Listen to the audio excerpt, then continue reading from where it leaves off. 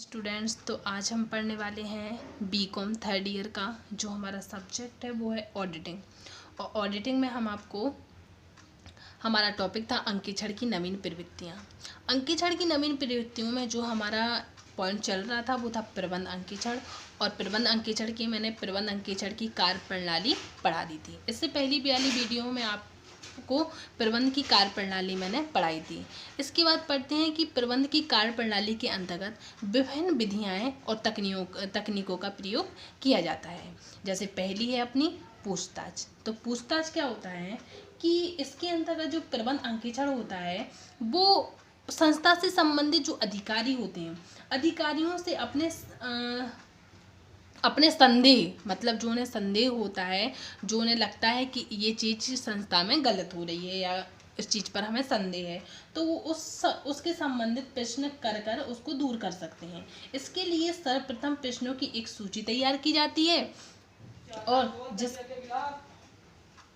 जिसका स्पष्टीकरण संस्था की छिपी हुई बातों की जानकारी प्राप्त करना होता है। क्या होता है कि अगर प्रबंध अंकेक्षण को लगता है कि संस्था में कुछ संदेह है उसको, तो संदेह के संबंध में वो उससे संबंधित अधिकारियों से प्रश्न कर सकता है और उन प्रश्नों की एक सूची बनाकर तैयार कर लेता है, जिसका स्पष्टीकरण संस्था की छिपी हुई बातों को परखने में काम आता है। दूसरा होता है अपना सूचनाओं का सहसंबंध। सूचनाओं का सहसंबंध क्या होता है कि इसके अंतर्गत अनेक प्रकार की सूचनाओं के बीच सहसंबंध ज्ञात किया जाता है।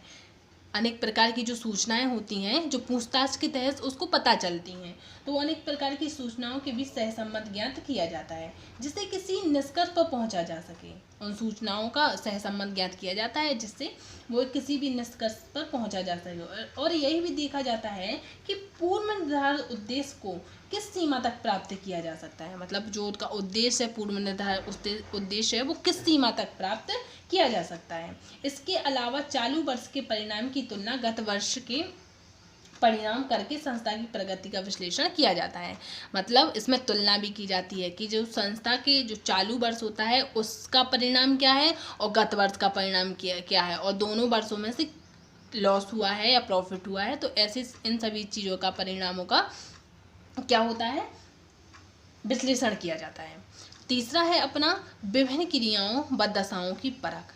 विभिन्न क्रियाओं दशाओं की परख। जो प्रबंध अंकेक्षण होता है, प्रबंध अंकेक्षण को संगठन की विभिन्न क्रियाएं व दशाओं के लिए अपनी स्वयं की राय बनानी होती है। मतलब क्या होता है कि जो विभिन्न क्रियाएं व दशाएं होती हैं, इनके संबंध में प्रबंध अंकेक्षण को खुद की अपनी स्वयं की एक राय बनानी होती है। साथ ही संगठन की क्रियाओं व दशाओं के संगठनात्मक चार्ट का फ्लो चार्ट बनाना पड़ता है, और साथ ही जो संगठन की क्रियाएं होती हैं या दशाएं होती हैं उनके संगठनात्मक चार्ट का फ्लो भी बनाना पड़ता है। नेक्स्ट है अपना परीक्षण। परीक्षण क्या होता है कि कभी कभी प्रबंध अंकेक्षण विभिन्न प्रलेखों व रिकॉर्ड का परीक्षण भी करते हैं। जो प्रबंध अंकेक्षण होता है, कभी कभी अगर उनको लगता है कि आंतरिक लेखा संबंधी गड़बड़ी है, अगर उसको लगता है, तो वो संस्था की जो प्रलेख होते हैं, जो लेखा होते हैं, जो अकाउंट्स तैयार किए जाते हैं, उन अकाउंट्स का परीक्षण भी कर सकता है। तो इसमें क्या होगा कि कभी कभी प्रबंध अंकेक्षण विभिन्न प्रलेखों व रिकॉर्ड का परीक्षण भी करते हैं। यह तब किया जाता है, कब किया जाता है, जब आंतरिक लेखा संबंधी गड़बड़ी की संभावना रहती है। आंतरिक लेखा संबंधी गड़बड़ी की संभावना रहती है तथा किसी भी एक विषय पर अलग अलग अधिकारियों का बयान अलग अलग होता है। जैसे किसी संस्था की किसी भी विषय पर उसने क्वेश्चन किए हों और जो अधिकारी होते हैं उन अधिकारियों का बयान, मतलब जो अधिकारी, जैसे 4 प्रकार के अधिकारी हैं, 1 2 3 4, चारों के जो आंसर हैं वो क्या है, अलग अलग आए, और एक ही विषय पर उस समय वो क्या कर सकता है, संस्था की लेखा व पुस्तकों का परीक्षण कर सकता है। नेक्स्ट है हमारा बात का पक्का करना। बात का पक्का करना क्या होता है कि प्रबंध अंकेक्षण जो सूचनाएं संकलित करते हैं उन्हें विभिन्न संबंधित व्यक्तियों से प्रमाण पत्र लेकर पक्का करते हैं। मतलब जो सूचनाएं उसे प्राप्त होती हैं इस पूछताछ के तहत, तो वो विभिन्न संबंधित व्यक्तियों से पूछताछ कर पहले बात को पक्का कर लेते हैं। इसके बाद पढ़ते हैं प्रबंध अंकेक्षण के कार्य। तो प्रबंध अंकेक्षण के क्या क्या कार्य होते हैं, सबसे पहले अपन वो पढ़ेंगे। ये हमारा टॉपिक खत्म हो गया, प्रबंध अंकेक्षण के कार्य। प्रबंध अंकेक्षण के संबंध में कौन कौन से कार्य होते हैं? सबसे पहला है अपना नियोजन एवं नीति निर्धारण एवं पहला है नियोजन व नीति निर्धारण। क्या होता है कि जो प्रबंध अंकेक्षण का सबसे पहला काम होता है वो होता है नियोजन व नीति निर्धारण। क्या होता है कि प्रबंध अंकेक्षण प्रबंध की संस्था को मतलब जो संस्था के संबंध में नियोजन करने व नीति निर्धारण करने में भी उन्हें मदद करता है, सहायता प्रदान करता है। कि प्रबंध अंकेक्षण का कार्य केवल प्रबंध की गलतियों को ढूंढना नहीं होता है। प्रबंध अंकेक्षण का कार्य केवल प्रबंध की गलतियों को ढूंढना नहीं होता है, बल्कि संस्था के उद्देश्यों की कमियों को ढूंढना, प्रबंध के समक्ष रखाव, उन्हें समाप्त कर प्रबंध के भविष्य को अधिक गतिशील बनाना होता है। मतलब होता है कि जो प्रबंध अंकेक्षण होता है उसका कार्य केवल प्रबंध की कमियों को ढूंढना नहीं होता है। मतलब जो संस्था के संबंध में जो गड़बड़ी है, कमियां हैं या कोई सुझाव है तो वो भी उसे वो दे सकता है। दूसरा है अपना निर्णय में सहायक करना।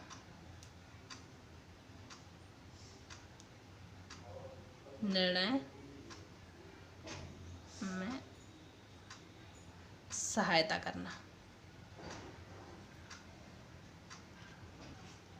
तो प्रबंध अंकेक्षण का कार्य जो महत्वपूर्ण निर्णय होते हैं उनमें सहायता देना होता है, जिससे संस्था के कार्य निष्पादन सफलतापूर्वक किया जा सके। उनके जो निर्णय होते हैं प्रबंध के संबंध में जो निर्णय होते हैं तो प्रबंध अंकेक्षण उन्हें अपनी सलाह दे सकता है या उसके संबंध में उसकी सहायता कर सकता है, जिससे संस्था का कार्य निष्पादन एक सफलतापूर्वक से किया जाए। नेक्स्ट है हमारा प्रभावपूर्ण अधिकार आंतरण में मदद करना। प्रभावपूर्ण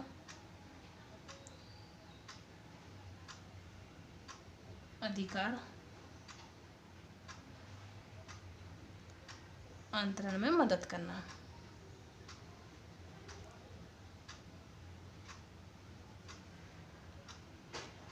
क्या होता है कि किसी भी व्यवसाय के सफल संचालक के लिए विभिन्न अधिकारियों के बीच समुचित ढंग से एक अधिकार का आंतरण किया जाता है।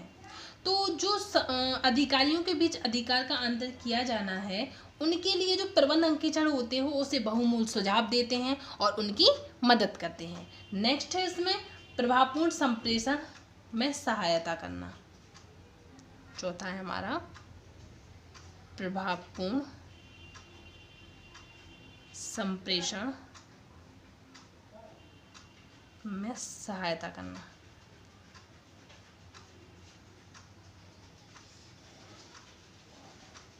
तो प्रभावपूर्ण संप्रेषण में सहायता करना तो किसी भी व्यवसाय के सफल संचालक के लिए विभिन्न अधिकारियों के बीच समुचित ढंग से अधिकार का संप्रेषण करना जरूरी होता है। जो प्रभावपूर्ण संप्रेषण होता है, अनेक प्रकार के ऐसे प्रबंध होते हैं, कर्मचारी होते हैं जिनके समक्ष अपनी नीतियों को रखा जाता है, जिनके समक्ष अपने सुझावों को रखा जाता है। तो एक प्रभावपूर्ण संप्रेषण की मतलब बहुत आवश्यकता होती है। मतलब संप्रेषण अगर अच्छा होगा तो कर्मचारी आकर्षक होंगे, कार्य करने के लिए इच्छुक होंगे। तो क्या होता है, सफल क्रियान्वयन के लिए प्रभावपूर्ण संप्रेषण की आवश्यकता होती है ताकि संस्था की नीतियों से सभी कर्मचारियों को अवगत कराया जा सके तथा उनका व्यवहारिक स्वरूप दिया जा सके। तो उस प्रभावपूर्ण संप्रेषण में सहायता करना। एंड नेक्स्ट है हमारा बजट एवं कार्य योजना के लिए सहायता करना। बजट एवं कार्य योजना। तो बजट एवं कार्य योजना क्या होता है, किसी भी संस्था के संबंध में बजट का निर्धारण, जैसे विक्रय बजट, किराए बजट, रोकड़ बजट, पूंजी बजट, मास्टर बजट, तो इन सभी चीज़ों का क्या होता है, महत्वपूर्ण कार्य होता है। इनका निर्णय वस्तुगत व्यावसायिक सफलता की कुंजी है। इस कार्य में भी प्रबंध अंकेक्षण एक अपनी महत्वपूर्ण भूमिका निभाता है। तो ये हैं अपने प्रबंध अंकेक्षण के कार्य और ये हैं उनकी तकनीकें और विधियाँ हैं। तो अब आप लोग ये नोट कर लीजिए।